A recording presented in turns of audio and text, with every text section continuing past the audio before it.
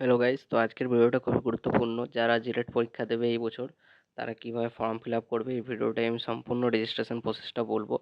আর যারা second year ডিপ্লোমাতে আছো তারাও এই ভিডিওটা দেখবে, তাদের জন্য একটা গুরুত্বপূর্ণ সিক্রেট টিপস বলবো। তো দেখো কিভাবে করবে। প্রথমে তোমার মোবাইলে বা ল্যাপটপে বা ট্যাবে জিলেট 2026-এর ফর্ম ফিল আপ সার্চ করে নেবে। ওকে, একটু স্ক্রল করলেই দেখতে পাবে জিলেট 2026 লেখা রয়েছে, এটাই ক্লিক করবে। এখানে অনলাইন অ্যাপ্লিকেশন ফর্মটি ক্লিক করলেই এরকম একটা পেজ এসে যাবে।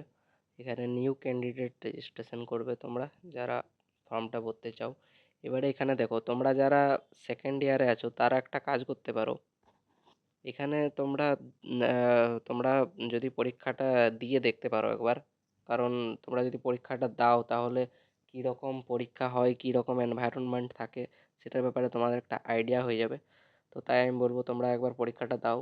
এবারে দেখো, এখানে 500 টাকা পেমেন্ট করার দরকার নেই। তোমরা এক কাজ করতে পারো, এখানে তুমি তোমার জেন্ডারটাকে মেল, তো তুমি থার্ড জেন্ডারও করতে পারো।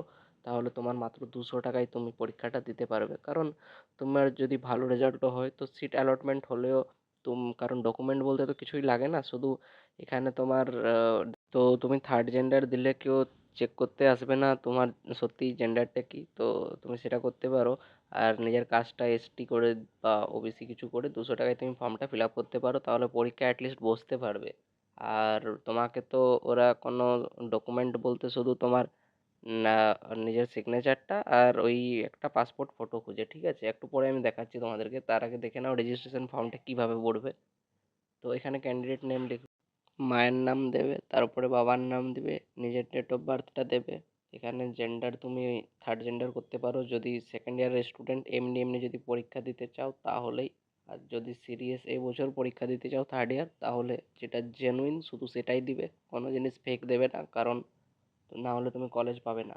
আর যে সেকেন্ড ইয়ার তার তো কোনো ব্যাপারই না, সে যেমন রেজাল্ট করুক সে তো এমনি তো কলেজ পাবেই না। তো সে ভুলভাল ডেটা দিতে পারে। এবার এখানে তোমার মোবাইল নাম্বারটা দেবে, ঠিক আছে? আর উপরে ওখানে তোমার আইডেন্টি কার্ডের হিসাবে তুমি ওখানে অ্যাডমিট কার্ড বা কিছু দিতে পারো। তো আমি ক্লাস টেনের অ্যাডমিট কার্ডটাই দিলাম, যার ভোটার কার্ড আছে সে ভোটার কার্ড দিতে পারো। এখানে মোবাইল নাম্বার, ইমেল আইডিটা দেবে, ভেরিফাই করার জন্য এখানে টিক মারবে, ঠিক আছে? তো যারা সেকেন্ড ইয়ারে আছো তারা একবার পরীক্ষাটা দিয়ে দেখতে পারো কী রকম পরিবেশ থাকে, তাহলে পরের বছর যখন তোমরা ফাইনাল পরীক্ষাটা দেবে তার আগে তোমাদের জানা থাকবে যে কীরকম কীভাবে পরীক্ষা হয়, তার জন্যই দেওয়া উচিত। আর যারা থার্ড ইয়ারের জন্য পড়ছো তারা সিরিয়াসভাবে পড়বে, কোনো ডেটা এধার ওধার করবে না, যেটা জেনুইন সেটাই দেবে। যদি তুমি জেনারেল তাহলে জেনারেল কাস্টই দেবে, সাবমিট করে দেবে, তাহলে তোমার রেজিস্ট্রেশন সাকসেস হয়ে যাবে।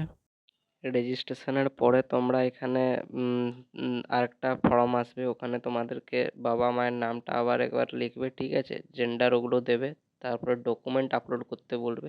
তো ডকুমেন্টে দেখো ফটোটা আপলোড করতে বলেছে 100 কেবির মধ্যে, আর বলেছে তোমাদের সিগনেচারটা 30 কেবির মধ্যে আপলোড করতে, ঠিক আছে?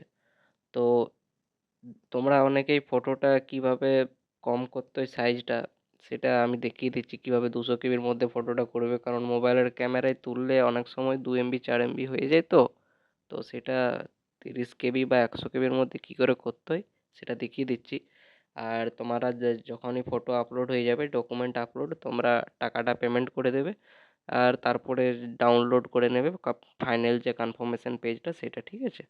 তাহলেই তোমাদের পুরো প্রসেস ডান। ফটোর সাইজ কম করা খুবই সহজ, সেটা তোমরা গুগলে ক্রোমে সার্চ করবে জেপিজি রিসাইজ, ঠিক আছে? আন্ডার 50 কেবি দিয়ে, সরি ফার্স্টের ওয়েবসাইটটা না, এটা না, এই যে সেকেন্ডের ওয়েবসাইটটা দেখতে পেয়েছো পাই ইমেজ টুল, এটাই যাবে। এখানে তুমি সাইজটা অ্যাডজাস্ট করতে পারো, যেমন যখন বলবে 100 কেবির নিচে তখন 100 লিখবে, যখন বলবে 30 কেবির নিচে তখন এখানে 30 কেবি লিখবে। তারপরে কম্প্রেসে ক্লিক করলেই ওটা সাইজটা কম হয়ে যাবে। সে তোমার ফটো 5 MB হোক 500 MB হোক যতই হোক ও কমে যাবে। এখানে সিলেক্ট ইমেজ করে নেবে, দেন সাইজটা এখানে 100 কেবি হলে 100 কেবি, দেন কম্প্রেস, তাহলেই হয়ে যাবে। এইভাবে ডকুমেন্ট আপলোড করে সাবমিট করবে।